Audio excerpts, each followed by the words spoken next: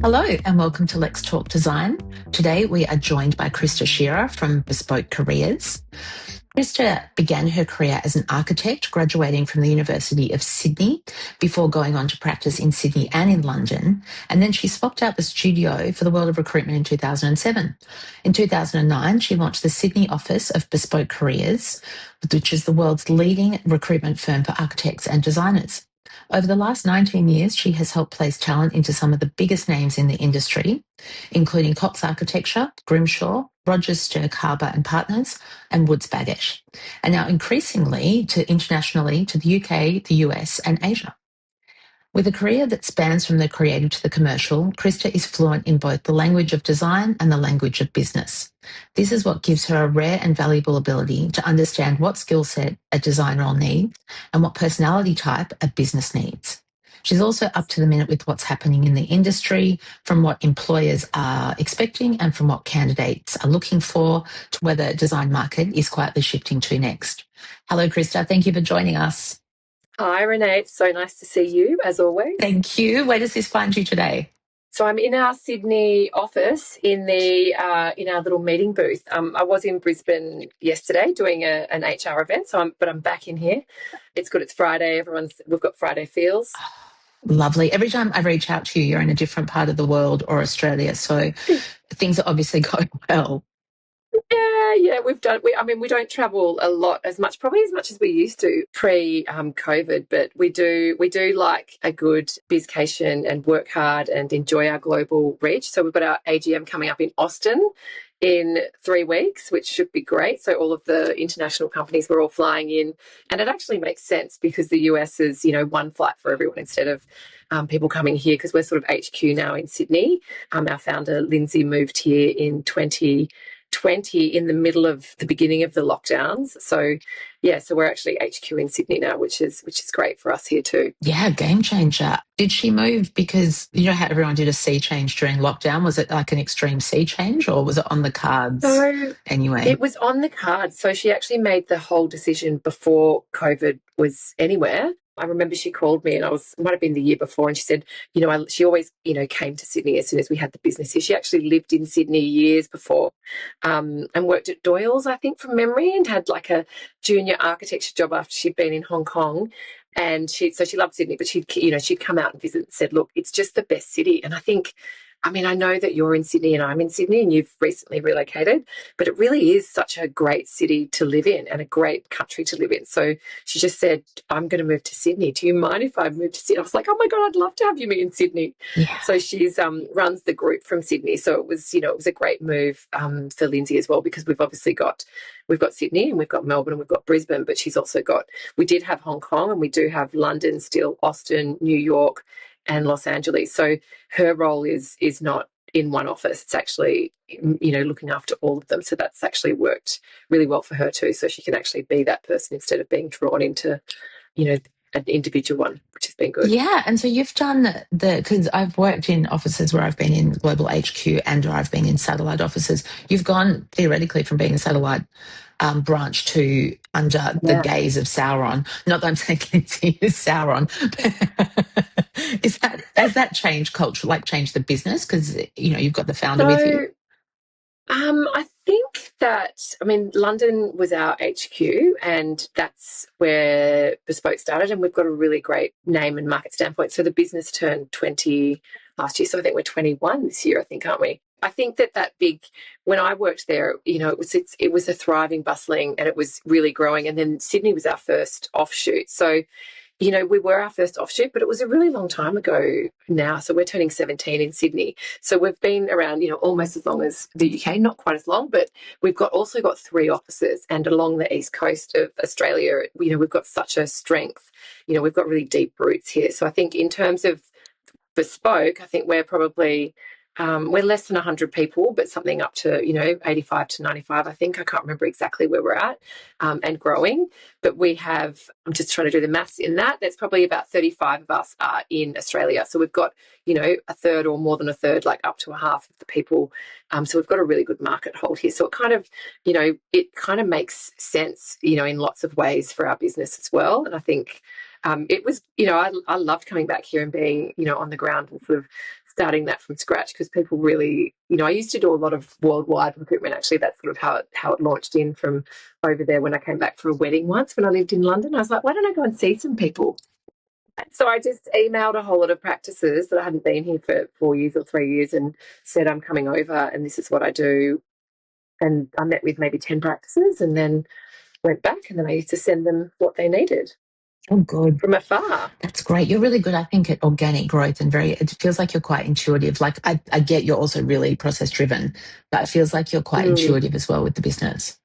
I think that's probably, I know we're going to get into this, but, seeing opportunities or being proactive, and really no one else is going to beat your drum. Like, you need to kind of get out there and follow your nose and follow an opportunity. And a lot of it is people focused. I guess I'm in a people sector, but, I remember doing that trip, and that was it kind of made sense, because I was kind of in that, thinking about that, and had international candidates in, and I was from Australia, so I knew I'd come back eventually.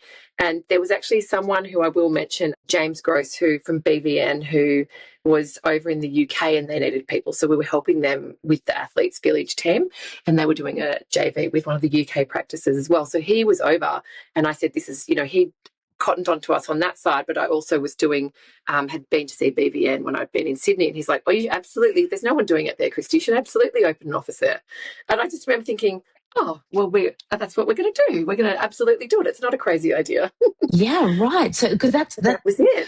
That's exactly sort of where I wanted to start with the call today, because you graduated from architecture. You work as, like, back in the day, you worked as an architect, and then you jumped tracks from working on the tools to working in recruitment.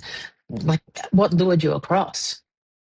So I did my degree, and I always wanted to be an architect since I was a little girl growing up on a farm in the middle of nowhere.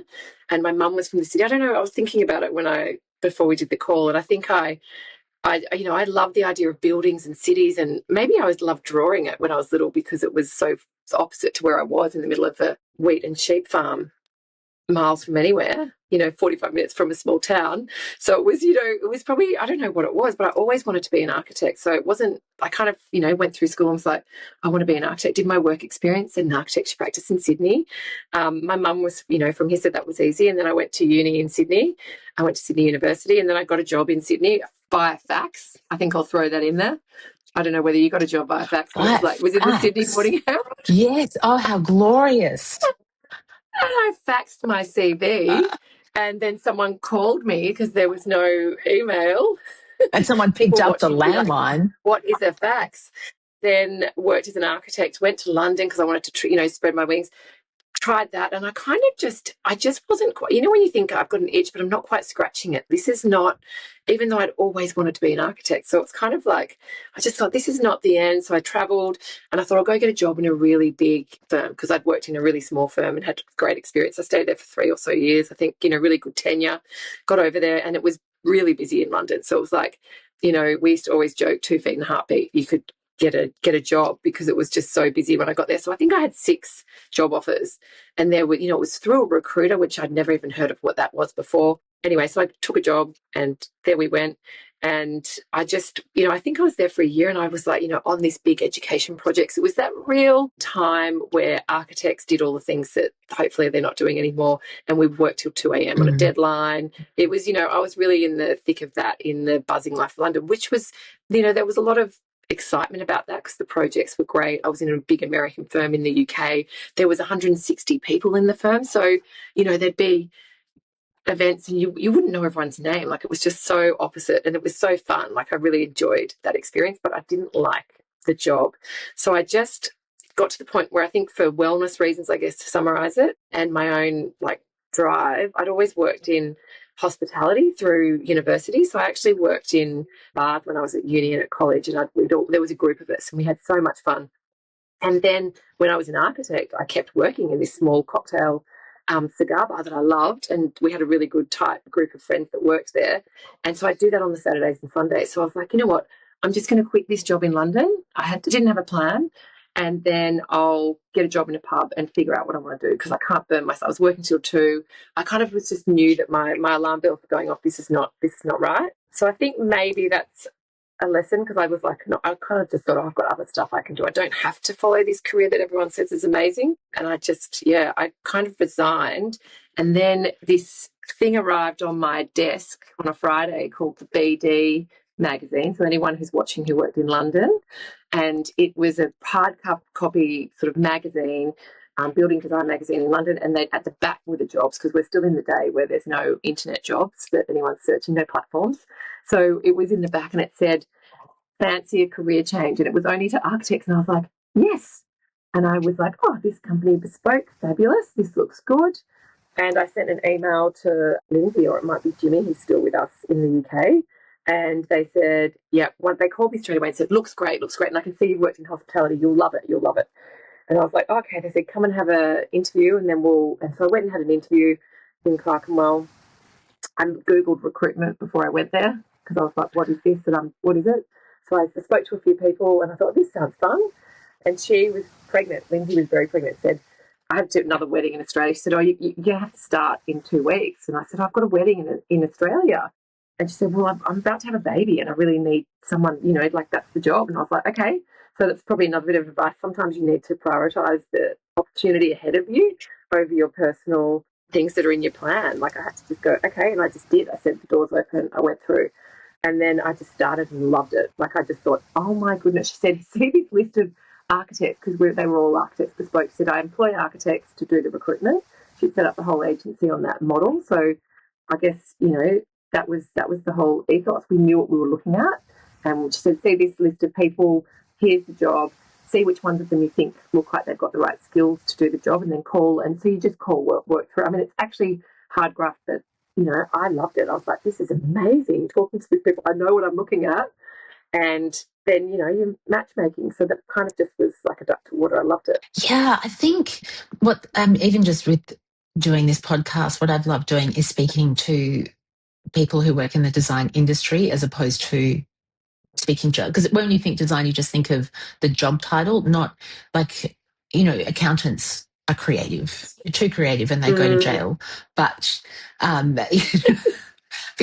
like chefs writing menus, that's creative. Working, like you don't have to be, it's, I completely understand what you mean because you're creating what your professional matchmaking is absolutely what you're doing. Still working in the industry, but it's an adjacent role or an adjacent kind of profession. And so I can completely understand that because I think we kind of get stars in our eyes of what we imagine this job role is going to look like.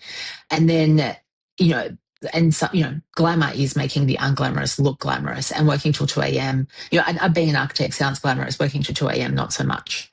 Exactly. So I think I don't know. I think listen to yourself, and I think one thing I'd always say to people is if you're not happy, keep moving because you will find happiness.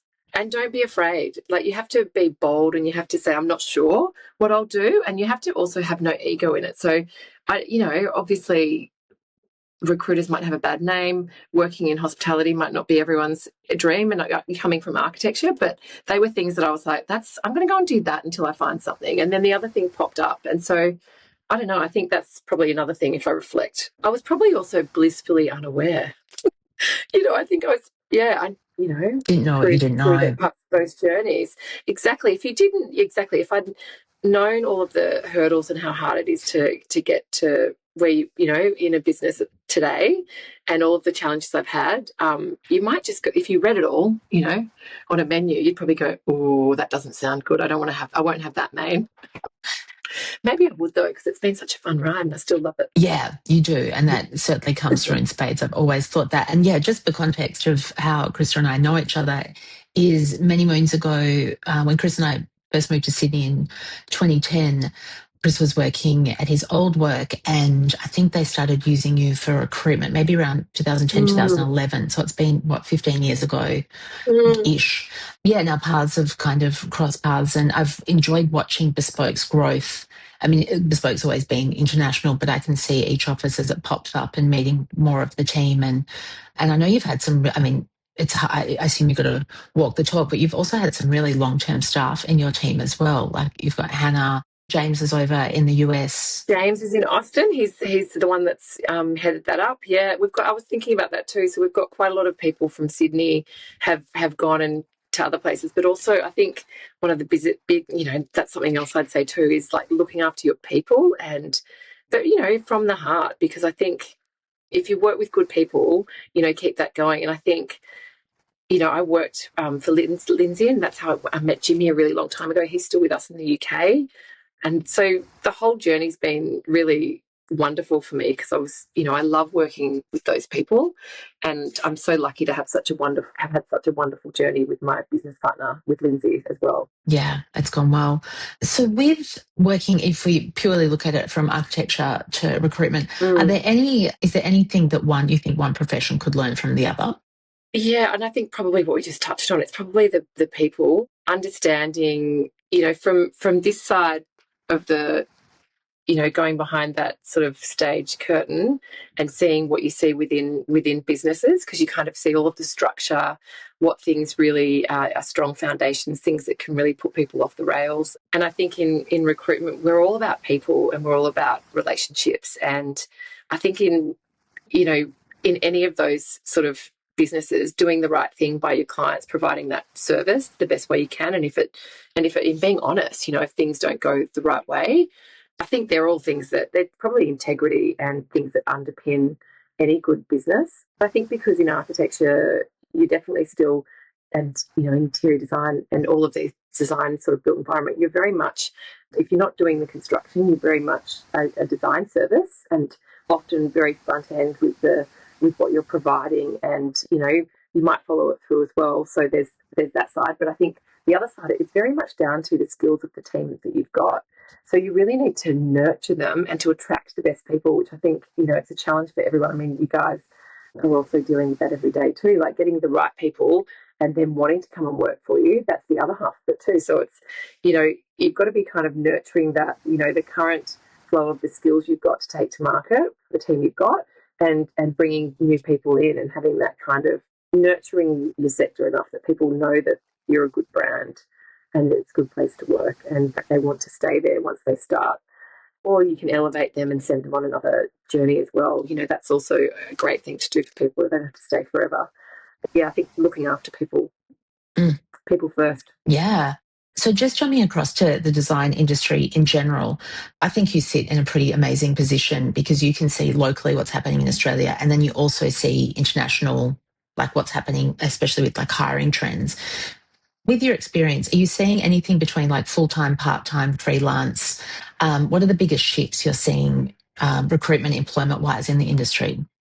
Yeah, so I think in Australia, definitely, and in the UK, there's been a huge spike, probably since last August, in contractors going up. So people, that's normally for a short-term project, or it could be ongoing for a longer period, because they're sort of, I think the markets have been tough over the last few years, and it has picked up. Like, it's definitely a busier market now than it was 18 months ago in terms of workflow coming through.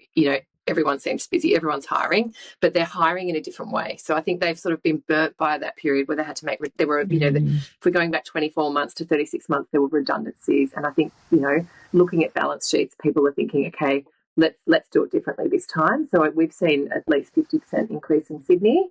And I think probably the UK, that's the same, maybe less in Brisbane and Melbourne, but still, up 25% at least across the board. Of employment, like of available roles? For casual contractor people who are filling in a timesheet. So I think that's probably the biggest shift in hiring. Yeah. And it means people can, resource a project that way, or they can, if they're not sure if someone's got the right skill fit, they can see say, let's give it a couple of months and then we can talk about committing further. Yeah, I think one of the, and what you touched on before between architecture and recruitment is one thing, because my background is marketing communications, and so the more kind of that hospitality side is one thing I didn't factor in is running a team of designers. It's just a different personality group, and all designers are different. So you've got like the industrial designers, they're like creative engineers, their like interactions work differently to web designers, graphic designers, interior designers.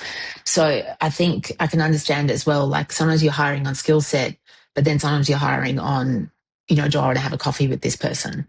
100%. Yeah, all of those things. And I think that's probably, like you're mentioning it there, like when people don't fit into 100%, when you write a job description, as you'd know, you'd kind of look at it and go, I want this, this, this, this, this. And, we'll often be educating our clients. And it's so nice to hear you say that, because you'll say, well, they've got all of these things, but they've also got these things that you didn't ask for, which are great, which could be really complementary, or there might be a cultural addition, because you can't really tick boxes with people. People are dynamic, and people are, but if you have that team structure and you can have that sort of oversight for a business, I think that's probably the best way to look at, your hiring strategy. Like you said, like how is it, it can be made up. There's a place for everyone as well, I would say. So, whatever you are, there's a perfect place for you in the workplace. Like if you're very technical, you might be that person in the corner that just nails all the details. Or, some people now, they might be, I've never used CAD, and they might be coming to the end of their working years, but we've got amazing QA roles for people that don't need to use CAD, because they can do all the red markups. Like there's lots of, I think sometimes we have roles, I think, we never thought that role would exist, and then there it is. Yeah. Yeah, I love how the market evolves and adapts to that. It's never a static market. Yeah. It's why it shocks me when people say things are changing. I'm like, that's the guarantee in life. Things only change. That's the one certainty is uncertainty. Yeah. And if you're not going forwards, you're going backwards. Yeah. Feels it. Yeah. And then with like working locally and internationally, are teams overseas, like are companies overseas or here, are people looking to recruit internationally, like companies to bring people across? Yeah. And so this is surprising. So I went to New York in November, and I thought, I'll go and see Damien, who's got a great landscape firm there and worked with my partner years ago in Hassel. And anyway, he's set up over there, and I said, I'll go and catch up with him. I got there, and there was, they needed lots of people. I mean, it was like, and he, finding what he wanted in the market, and he was happy to look here. So we actually did a whole recruitment drive looking for people from Australia, and they love it. We've had several roles for practices that have got offices here and there, and they are desperate for people to move to New York. And I'm not sure if it's, I guess they can't find what they need locally, because it isn't, 100% straight. It's, some of the visas are actually not too onerous to get, but we've had a few of those. I can think of two really big recruitment drives from New York, from people from Australia, particularly, and then going the other way, we're placing heaps and heaps of New Zealanders, Kiwis. We just love them in Australia. They've got great technical skills. Lots of them are Revit users, which is our favourite platform as well in Australia at the moment. So I feel like a lot of them are coming from New Zealand and then coming into Sydney or to Brisbane. I'm not sure if it's less to Melbourne, and I was thinking about maybe it's the weather. Is it something that's similar weather to them? I don't know, and they want something a bit warmer. But yeah, the Kiwis, we love placing with the Kiwis. And yeah, so I think that, and the UK, I mean, we're always still that sort of that line is still very much in motion, people moving this way and coming back that way. And we've got constant, so between our businesses, we have a global database. So we've got 150,000 on there now.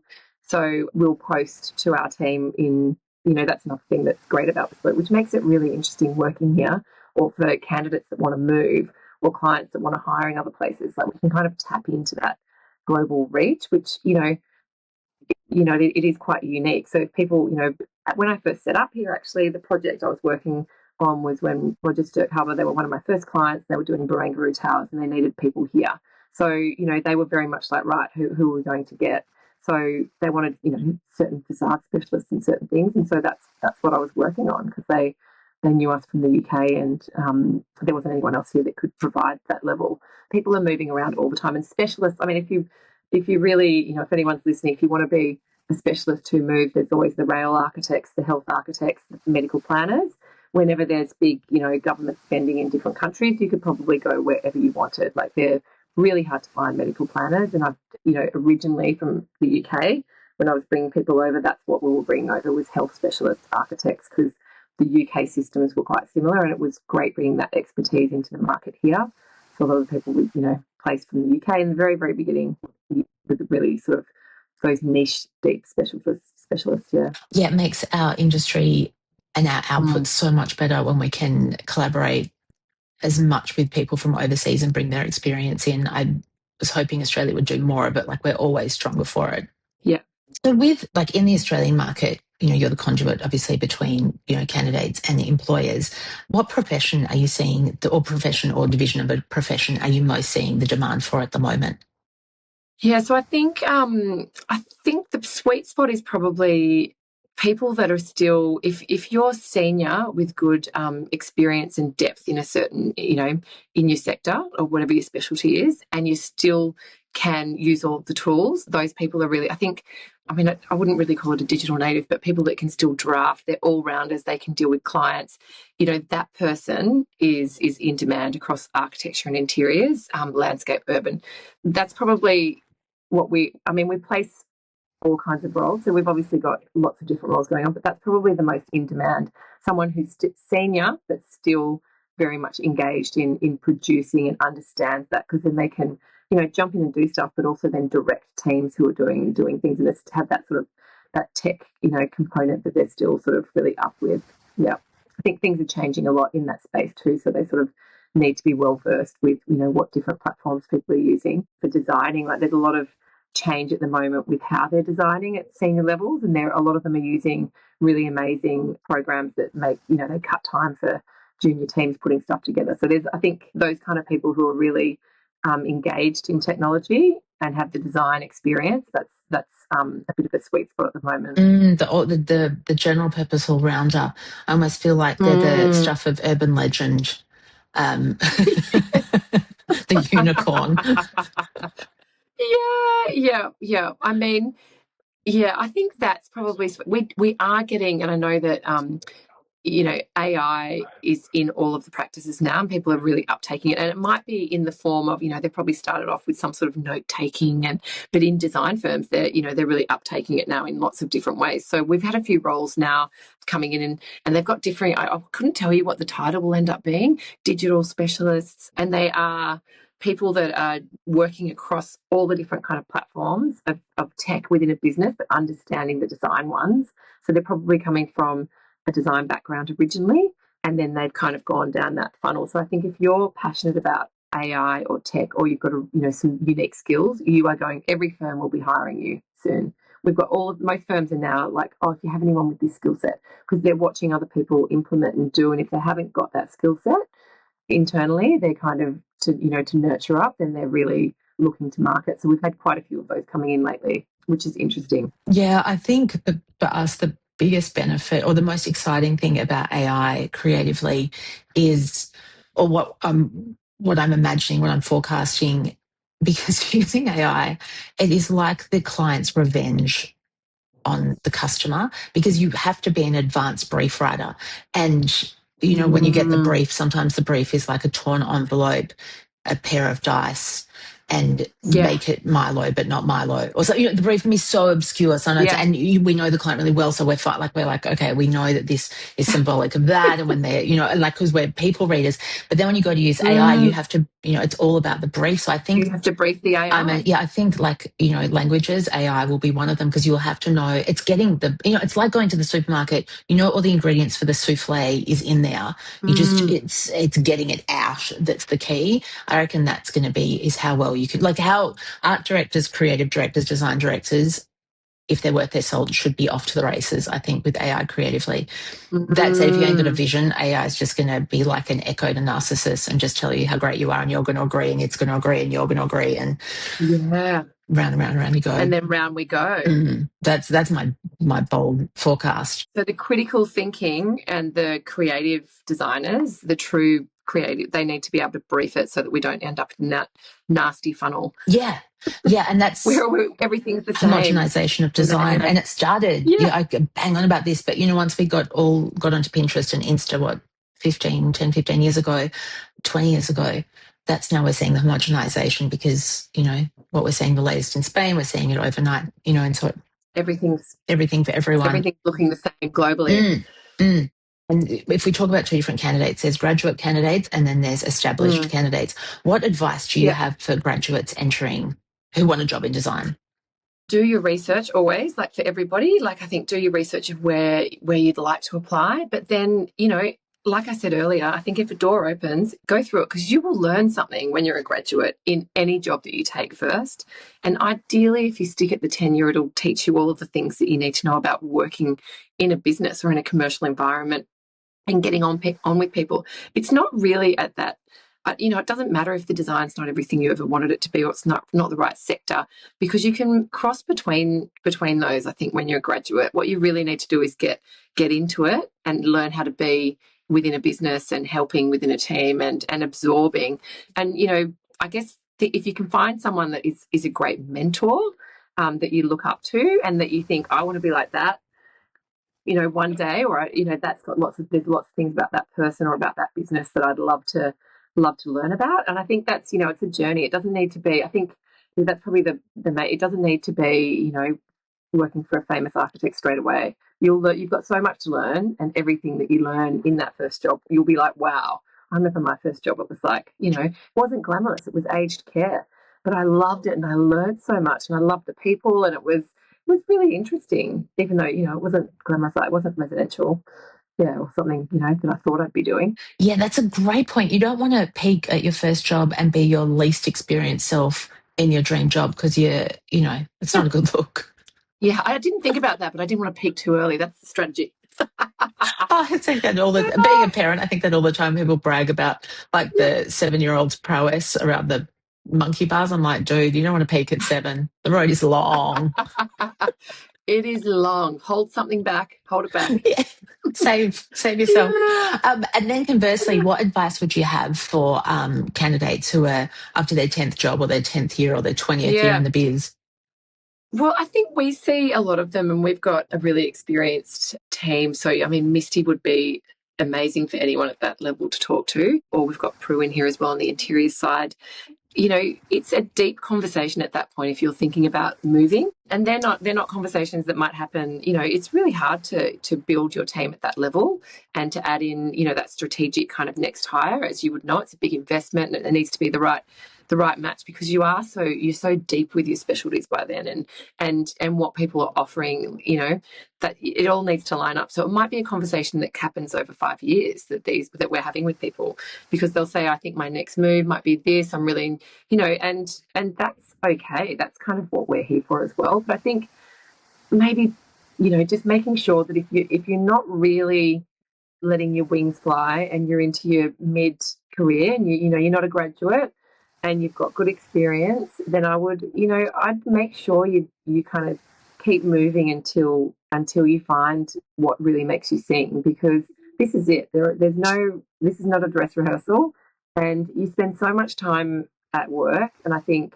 you need to be happy, do what makes you happy. And I think that's kind of the other thing I would say. I think, yeah, it's a lot. It needs to be more considered once you're into roles and have experience. And hopefully people, when they've, got to that point, they've already done that soul searching. So they are really dedicated and passionate, and they love their career. But I think, like I said before, there's all these roles that you think you wouldn't have even heard of them or thought of them, and they pop up in here. I'd like someone who could maybe, if they wanted to live between Byron and, sometimes we get really strange things or location requests, and you just never know. There might be the other person on the other side of the world somewhere saying, I've got what you're looking for. Yeah, I love that. There's something for everyone. Niche for niche. And that's, I think that's kind of one of the best things about our database, is that we can tag it all up, and, because it's hard to remember that, but we can then go in and search for the words of like, or the town or the place or the specific, if someone needs someone to speak a language. Or we had a great project where we placed someone and they were going to be working on a UN sort of embassy over in Africa. And it was so interesting, the whole process. And they were like, oh, it's going to be really hard to find someone. We're like, oh yeah, that's what we're here for. We love that. So we had to get security clearances. There were bodyguard allowances in the salary remuneration. There were flights here. It was all very, very interesting. And there's, that woman, the woman who took the job had been wanting to do something a bit like that. She'd had a great career. So she was kind of needed something that was head turning to work on and really get into. So she was thrilled too. I just also imagining your inbox, like the dopamine hit you must get every morning when the briefs come in, because you see who's doing what before it happens in the market. Yeah.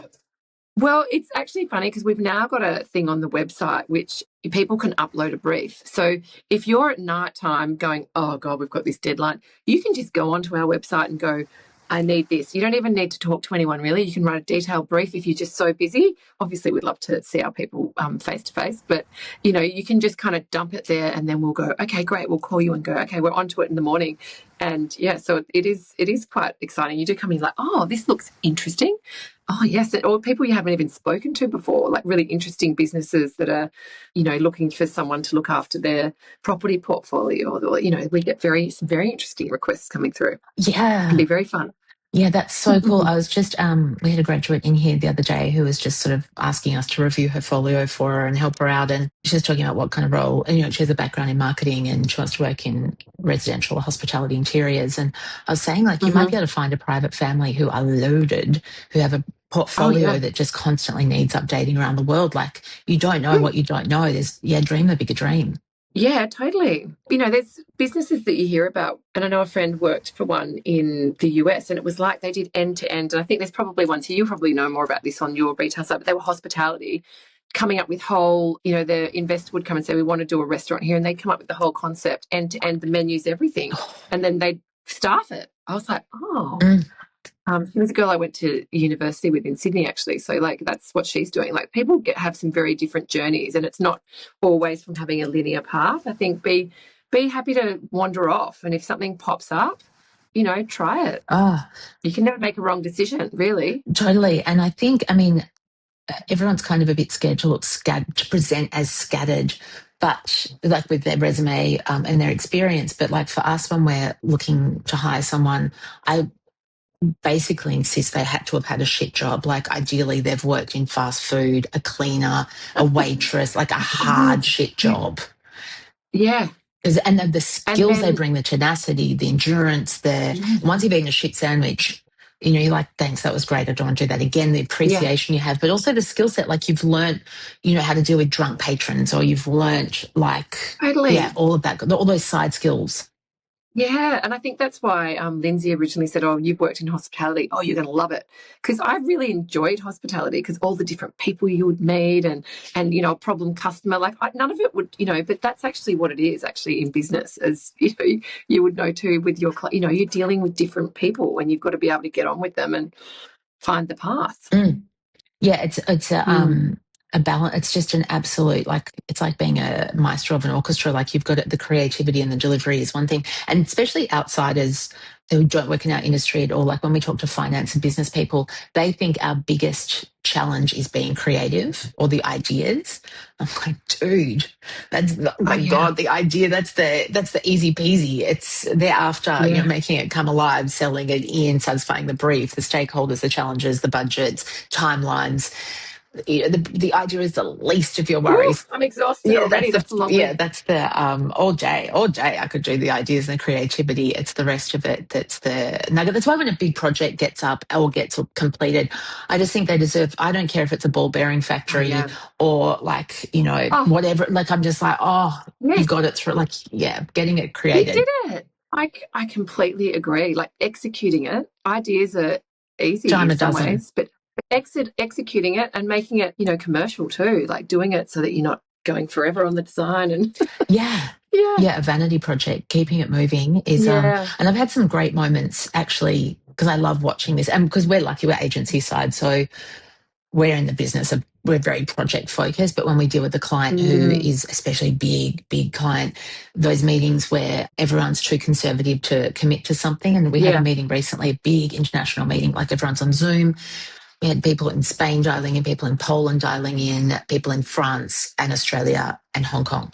It's a big, and so we're doing this feedback, circles and circles, and everyone's kind of dancing around some point. No one really wants to commit to this one design detail. And then one of the big bosses from France just comes in, calls it, steady hand, calls it, decides, and tells the whole meeting to move on. And I was like, oh, Jesus, take the wheel. It was so lovely to have that steady hand back, because I feel like, in these conservative times, we've kind of, everyone's so nervous about making the wrong decision that it made, I felt like it was the olden days, which, business has definitely moved on since then. But this guy was like this old, wise head on steady shoulders. I've missed him. Good. You've missed I've him. He's missed him. back. You're like, can you please join every one of my meetings at about 20 minutes in? Totally. He was like a ballast. So with employers, what are because you would see teams that are happy. I know you specialize also in placing long-term, candidates that end up becoming long-term Oh, yeah. employees. What are you seeing that they're doing that's creating these happy teams? So our contract is, probably 15-ish to 20-ish% of what we place. So that's, and so the rest is permanent people. So then it's, you're really committing, and we get to know a lot about our clients because we really need to understand that when someone's thinking it's a big decision, moving jobs, and we never ever take that lightly. Like, big things you do in your own private world are, jobs, where you live, marriage, kids, all of those kind of big core things for someone. So, they do need to kind of match and have the right expectations, and it all needs to be laid out at the beginning. I think people that do it well, it's probably, they've got to have really good, even if you're a small business, like great structures around your employee check-ins, and that's all your HR stuff. So your salary reviews, your performance reviews, everything that's a pattern, so people know what's coming and they expect it. People love that. They love being reassured by, knowing what's ahead. Like, they love that in the workplace. Don't like surprises. It's kind of like, this is how it works here. This is our annual planner and how we do it. And they also like a really clear pathway for progression. I think that's, key as well, because if someone's coming in and committing, they also are thinking individually, they want commercial success for business, but they're also thinking, where am I going on my journey? And I think, there's a place for everyone, and everyone is on a journey. And some people might say, oh, you know what, I'm not really wanting to have any growth or change because I'm focusing on something in my private life, or I'm running a marathon next year, or whatever it might be, and I'm going to be training every spare minute. So I just need this to be really the same for a year. Or, they might, it's okay if it's someone who's driven, who wants to take over the world, or someone who's, thinking, I just want something that's really steady and no change for a while, and I don't want to progress. I don't want to do any team management. They're all good things, but I think all of those conversations need to be had so that everyone knows that they're on the same page and where they're heading. I think that's probably a big one. All of the other stuff, people need to have it in their bag because of, social safety, and I think remuneration needs to be in line. Like, we've just done the market report. So if you want to find out more about all of that stuff, I think we just did a webinar a few weeks ago, but there's a list in here, and it used to be salary wasn't at the top of what was making people move, but yet it's back at the top again, because I think maybe we've looked after all of the other things, but people are still looking for, work-life balance, flexibility, salary, projects, career progression. They're all the things that you'd imagine in here. But we kind of go through them from the survey. It lists them, so you can really deep dive. So if you are someone who's hiring, that's probably a really good one to read. I mean, the salary guide's got you a quick flick of what pay people should be kind of on in terms of the market. And then there's always people who are standing outside of the market, though, too, I would say, as well. But then the market report kind of deep dives into what people are actually saying, I'm happy, I'm unhappy. I think people are almost as happy as they were the year before in Sydney. Melbourne, they've dipped down a bit. And in Brisbane, they're a bit happier this year, people who filled out the survey. And I think that's probably because they've got the Olympics coming. And I think that's probably driven, like, their market has picked up. People are getting, it's still happening, right now. I guess what month are we into? May. They're peppering out the announcement of projects. So there's a lot of good news happening up there. And I think that filters down into businesses. So, that kind of underlying kind of, economic thrust or change in a city is really kind of exciting in our sector. I think that kind of must be, because I think they've gone up 5% or something. Whereas normally how happy people are in the market, the wellness thing is kind of normally quite stable unless something really bad's happening or something really good. Yeah, and in this just bigger social setting, it's so easy to be harangued into feeling a bit squashed and depressed because of the sound bites of, we're all going to hell, the world's awful, blah, blah, blah. And there's yada, yada, yada. And then, the reality is the opposite is a little bit true. Like, we've never lived so long, never looked so good, never had so much. And so I can understand that takes its toll on all team members, whether they're the business owner or they work in the business, because you're fighting against that. Like, certainly, we work in retail design and we hear, at least once a week, people are like, but retail's dead, everything's online. I'm like, kind of, except 90% of the world's retail is done at bricks and mortar. And also, we're not looking to get every store. So, like, we're okay. Yeah. And if you look at LV, there's still queues out the front. Like, people still do shop in shops. 100%. But yeah, so you hear those sound bites and stuff. So I suppose a part of it as well is protecting the team. And then you mentioned this term, psychosocial safety. Can you talk a bit more about that? Yes. So Marilyn Spicer gave us a great update a couple of years ago when the legislation came in, and basically it overarches everything about someone's well-being in the workplace. So it can be them going on site and having interactions with a contractor who's not doing things the right way. That could affect their well-being, or it could be the comfort of the work environment. So down to, I guess how they sit in the environment.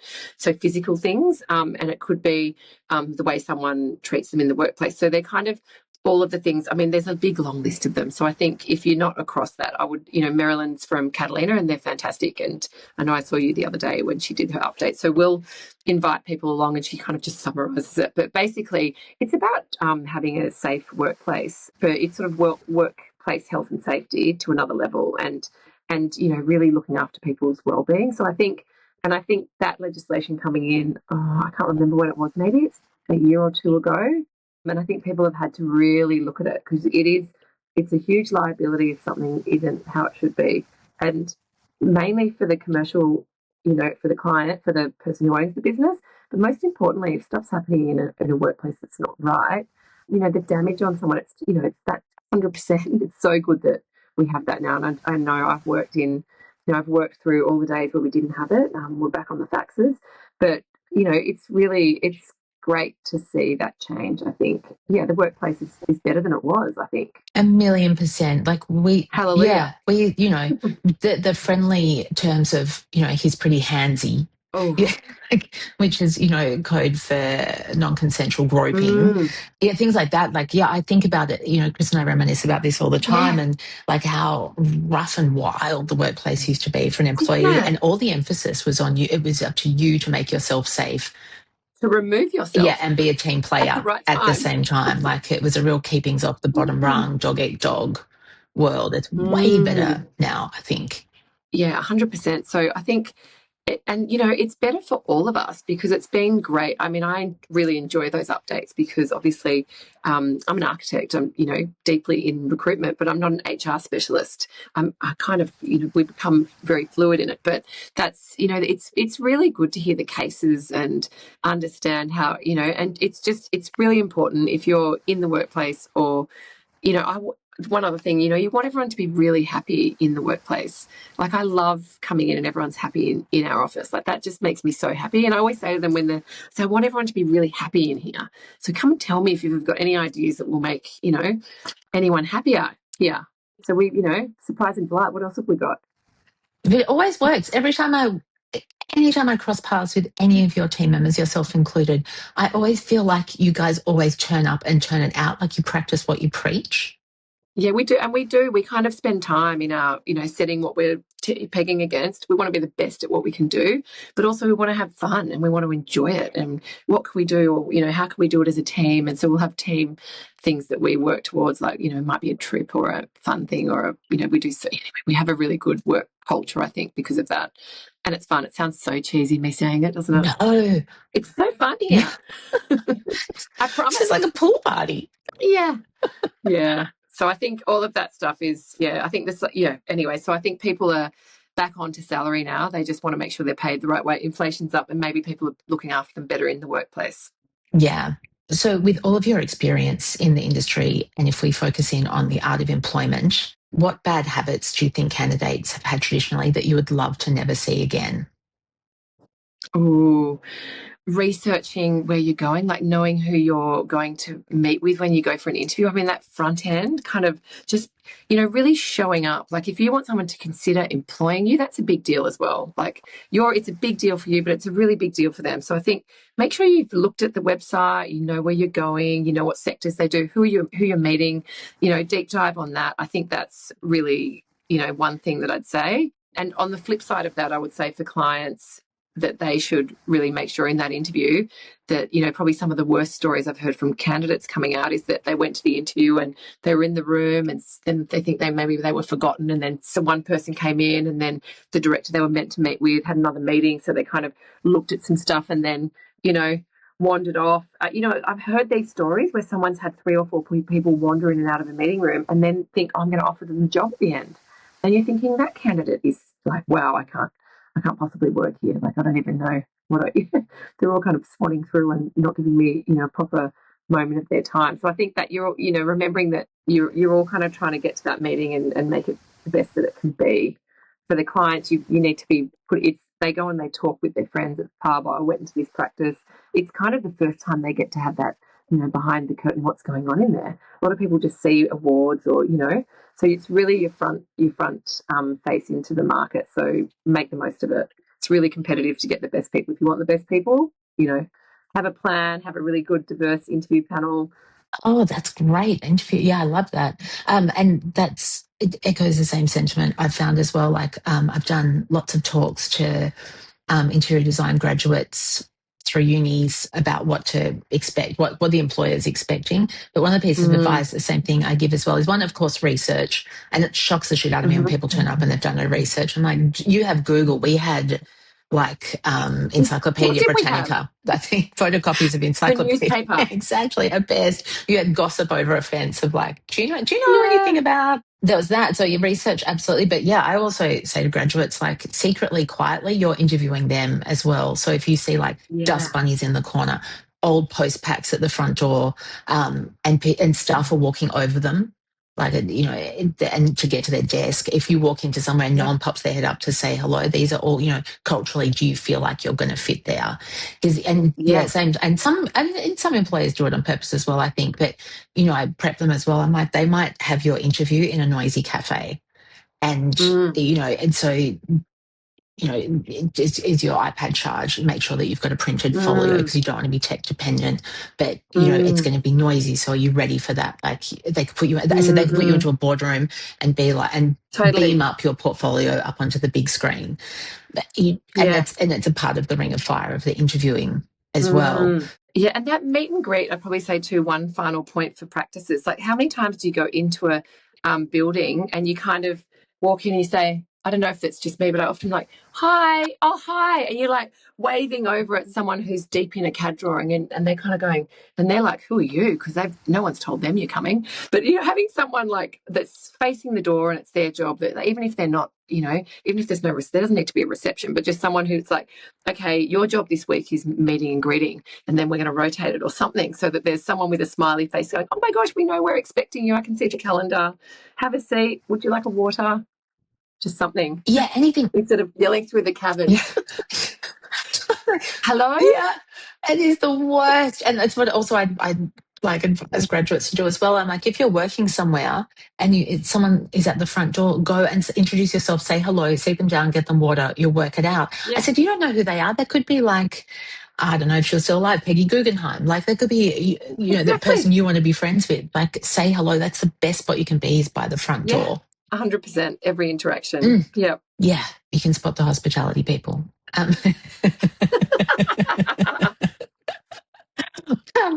So you talked about it before with the careers salary guide that comes out annually, and it covers the UK, the US, NZ and AU. How do you find the market receives it from candidate side to employer side? So normally, I mean, we go out and we say fill in the survey. So we get candidates and we get clients, like quite a lot of clients fill it out too. And, you know, surprisingly too, I'll say in the last sort of 12 months, I've had a lot of, you know, directors I've known for a long time ringing me about their packages, and people, you know, there's no limit to people thinking about what their remuneration is. Like junior people, the most senior person, the CEO, everyone wants to know. But we basically, it's all anonymous and it goes in, and then it gets collated. And then once we've got the data, we'll then release it to the people who are business owners. So we'll go and have meetings with our clients and talk to them about what we've seen, you know, just so they've got time as well to look at it. Because obviously when we release it out to candidates, we know that lots of them then say, oh, yeah, we know you guys out, because we've had 10 meetings this week where they come in, they're like, we'd like to sit down and have a chat. And so we do that so that, but it is a really good resource and it is factual. Like it's, people are filling it in, like all of the, and the market report feels, we ask a lot of other questions to kind of get a really good market touch point across the different cities. And so that comes out in the market report so that people can, deep dive into whatever it is they need to delve into, or if they think they've got a problem, that kind of sharing that sort of data, I think in our sector is so important because it just elevates everyone. So we love doing it. It's quite fun. Yeah, I know it's certainly for us, it's affected our reviews with the staff, depending on what time. We almost want to peg the reviews around the timing of the release. Machiavellian. Yeah. And just before we wrap up, I mean, we did touch on AI, and it's almost like I'm this close to getting a T-shirt that says "I get it, you love it," or "I get it, you don't." Like, because it's so polarizing and it's such a soundbite with AI. But in terms of the design industry, it's huge. So, who's leading the charge more? Do you think of the uptake? Is it companies or candidates or graduates? I'd say that there's a few trailblazers who have been deep into tech, and they sort of, the names that I see, I'm like, oh, I first met them at the Revit Technology Conference, 18 years ago or 17 years ago. And they've kind of obviously been people that were experienced and into tech and into software, and they've kept their finger on the pulse and kind of gone from strength to strength. So I think there's those people that are sort of championing, and then I think there's all the software that's kind of out of our sector coming in and then being utilized. But I think, I think everyone's looking at it. I think wherever you work right now, you're probably using something that's an AI tool. We're using it internally. It's great. Like it's game changing for lots of tasks. So I'd say that it's everywhere all at once. It's coming. Yeah, have you started seeing AI in job titles yet? Yeah, so we have. So we've got these job titles that are, they're just really long and they're like a bit of this and a bit of that and a bit of this and a bit of, and then AI woven through it because they want someone who knows everything that they don't know and they are seeing bits. And I guess those people are evolving too because they might know all about some sort of tech that they've helped implement, but that's changing every day in that tech space. Like what new software is available, or I've seen this new tool, or I've so I think that we're definitely seeing them. We're getting roles in every week that are looking for these skills. So I think it's definitely, at a sort of director level, they're looking going, oh, I think we're a bit weak here. Let's hire someone. Let's spend money on that. So I think if you're someone who's passionate about it, great, take it and run with it. Yeah. Yeah. And as you're saying it sounds like really there's going to be roles, for people who are masters of using AI and can account manage between what the company needs and then what AI can do to facilitate that. Like, and especially in design firms when we're already working on so many different apps already, to add another one in, it's a lot because you've got to get fluent in it as fast as you can. Otherwise, you just don't get the outputs out of it. Yeah. So I think there's watch this space. I think it'll be more and more. We're actually doing we're going to do an AI. We did a sustainability report last year and we're going to do an AI one. So we've got some specialists from around the world and they'll do a panel and questions and then we'll release another reports which will give a bit of the state of the market right now, like what people are doing, what people are using, what trends we're seeing, what roles are in demand, what roles are less in demand, how it's affecting business commercial running. So we're in the middle of like setting that up now. So that'll be a good one to come along to. Yeah, that sounds fantastic. Yeah. Actually, the last podcast that's just come out too is someone who's an AI specialist on the Bespoke podcast. So if people are avid listeners and listening to this podcast, you could jump over and have a look at that. Yeah, fantastic. Absolutely. And then before we wrap up, what's Bespoke got on the horizon that we should be looking out for? Well, there's the AI report that I just mentioned. I mean, we've got events all around the world, depending on where you are. But I think on our website too, there's actually a page which tells you what's going on. There's actually a kind of where people upload awards and events. We've got our AGM, so we come together and go, what do we need to do better, and how can we service our market better and our clients and our candidates and the people we're finding jobs for. So that's what we're kind of focusing on at this crunchy bit of the year. Yeah, that's kind of it. I think it's busy. We're trying to. If we could just clone certain types of people, we've got the market seems busy, so let's long may it continue, cross the fingers. But yeah, hopefully good days ahead. Fantastic. Well, thank you, Krista, so much for joining us today. In the show notes, of course, I will put links to Bespoke Careers website and events page and to your podcast as well. And naturally, if anyone wants to connect further, they can through those channels or on LinkedIn. Thank you for joining me today. It was so lovely to chat to you. It is so nice speaking to you, Renee. I've always loved, ever since I first met you, and I think it was at a party in Melbourne. And look, we have, haven't we? I do remember. Yes. Yeah. And then I think I've seen you in Hong Kong, or I've definitely seen you in other places around the world. But it's so nice to speak with you today. Oh, thank you. You too. Bye.